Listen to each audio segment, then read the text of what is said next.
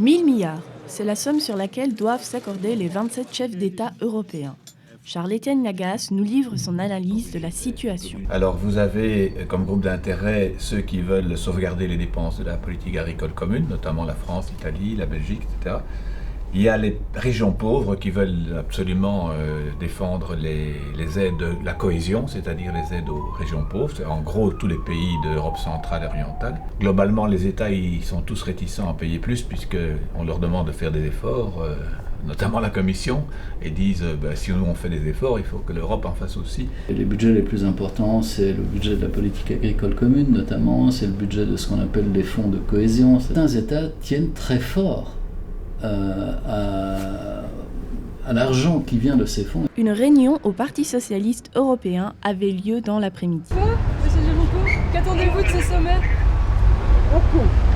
Si Elio Di Rupo n'a pas souhaité s'attarder devant les médias, François Hollande, lui, moins pressé, a pris le temps de nous répondre.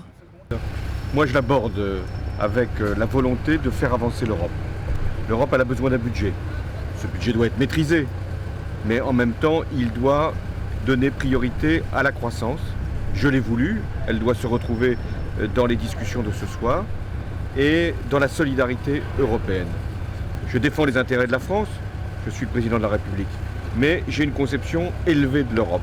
L'Europe peut être la solution. Je ne viens pas poser des ultimatums, mais je viens chercher un bon compromis.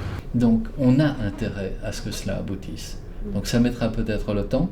Il faudra que vis-à-vis de leurs opinions publiques nationales, chacun des chefs d'État ou de gouvernement puisse dire voilà, nous avons gagné, nous avons réussi.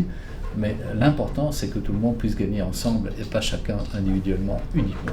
Les divergences d'opinion entre les différents pays rendent l'issue de ce sommet incertaine. Et même si la somme de 1000 milliards semble énorme, elle ne représente au final que 1% du PIB de toute l'Europe.